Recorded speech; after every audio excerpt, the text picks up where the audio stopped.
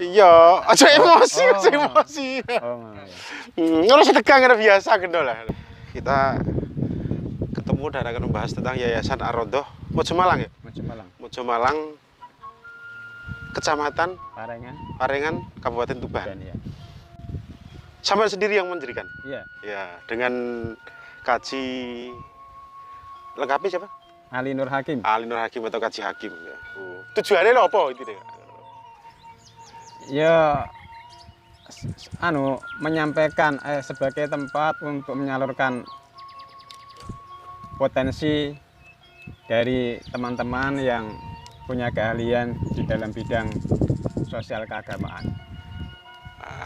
Keagamaan khususnya Khususnya bidang Quran, TPQ, bidang Quran, TPQ, Madin. Madin, juga lembaga sosial yang bergerak di masyarakat seperti Baitul Mal, Terus juga santunan-santunan itu. santunan ke Duafa dan yatim piatu.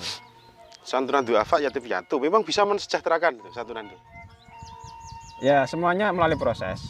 Dan itu sudah dibuktikan dengan adanya berbagai macam kegiatan yang di situ nanti kita mengundang yatim piatu. Nah, di situ kita melakukan santunan itu. Memang bisa ya yatim piatu disantuni terus menjadi sejahtera.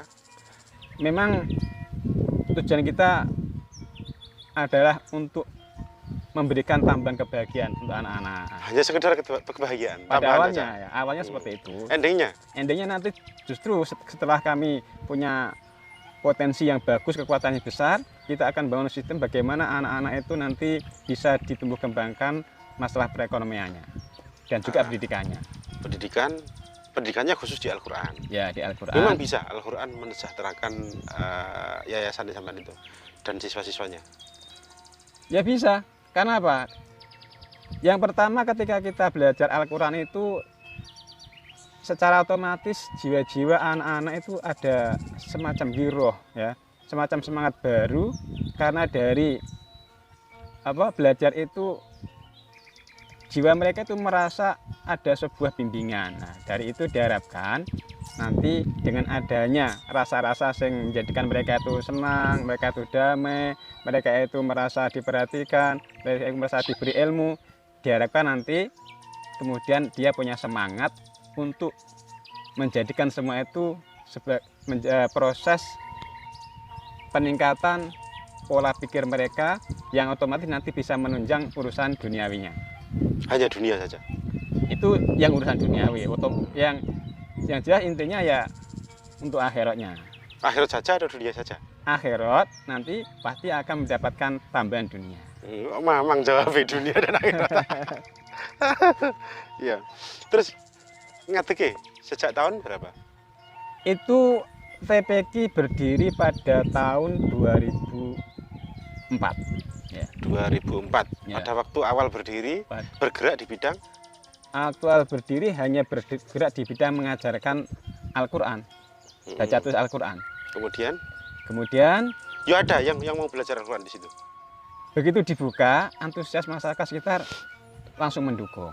Artinya anak-anak itu senang, juga orang tuanya senang, sehingga ada kekompakan antara tim-tim kami sebagai pengajar, masuk saya dengan masyarakat sekitar juga anak-anak waktu itu. Terus gurunya yang ngajar mau juga ya?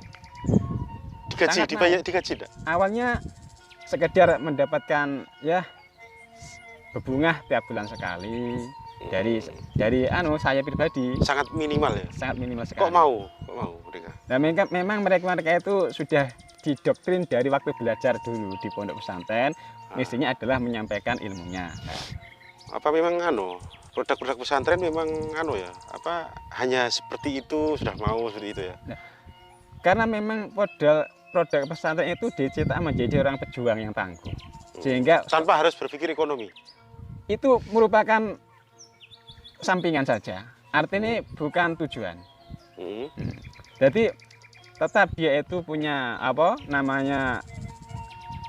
mengembangkan hasil dari pesantren itu, menyampaikan ilmunya, menyampaikan apa yang didapatkannya.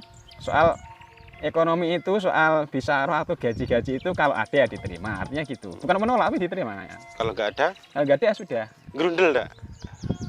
Kayaknya enggak, itu seperti yang saya rasakan dulu. Saya juga enggak, untuk pendirian itu juga saya modal sendiri, biaya sendiri, membiayai anak, kadang supaya anak itu ngaji, saya kasih kerupuk, saya kasih permen, saya kasih jajan, karena kita Sudah mampu. Ya. Cara sampean sudah mampu ya ngasih ya. Memang duitnya banyak. Ya?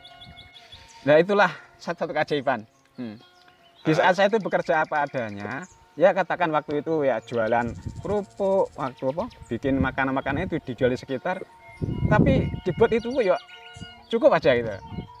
Enggak lebih, cukup aja.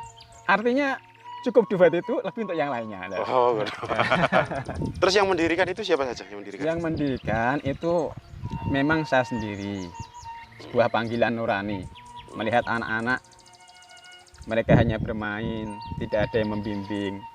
Nah, kita kan dicetak di pesantren itu menyampaikan ilmu, menyampaikan apa namanya, mengajarkan akhlak. Nah, maka itu kesempatan bagi saya. Jadi terpanggil, kemudian saya mendirikan itu. Pada tahun 2004 Pada itu. tahun 2004. Terus tempatnya kayak apa? Tempatnya dulu hanya sebuah musola kecil, dan musola itu belum direhab, kecil. Tekelnya saja masih goyang-goyang. Ya. Kok berani mendirikan itu? Nah, kan sudah saya bilang sejak tadi, kita itu sejak awal di pesantren sama guru-guru kita dicetak menjadi seorang mujahid pejuang. Makanya begitu saya keluar di pesantren, nggak ada keraguan-keraguan apapun. Misi saya menyampaikan apa yang saya dapat dari pesantren itu. Jadi selain bergerak di dunia Al-Quran, kemudian di berkembangnya waktu, kemudian ada tambahan les-les, ya, privat, kemudian gratis juga. Ya, waktu itu masih gratis, sampai saat ini masih gratis ya. Terus gurunya? Gurunya nanti Gratis juga.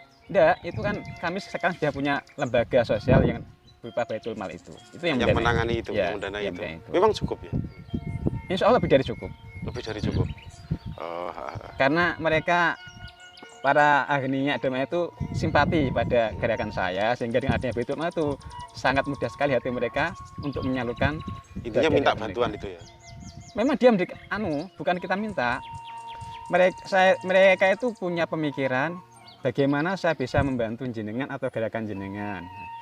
Saya sampai pikir sendiri, coba sampai buat sebuah Baitul Mal yang nanti bernaung di yayasan saya. Jenengan yang kelola, jenengan yang gimana lah. Itu yang menjadi ketua, bendahara itu juga para donatur-donatur utama itu.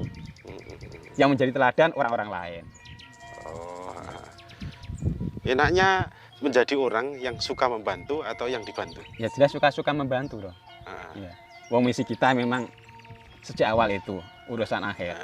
Terus dari perkembangan tahun ke tahun bagaimana? Ya.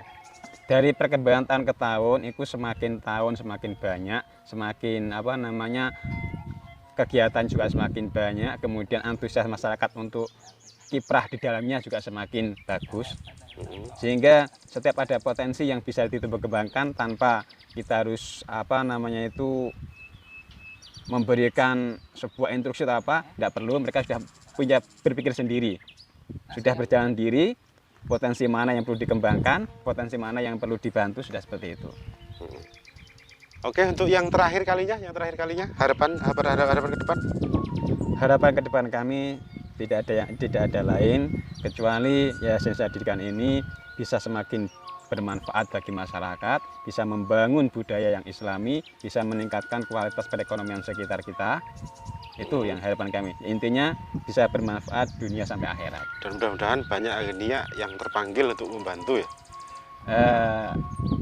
Itu sebagian dari misi kami adalah memberi kesempatan para agnia untuk menempuh jalan-jalan menuju surga lewat membantu itu. Ya, terima kasih. Sampai ketemu di lain waktu.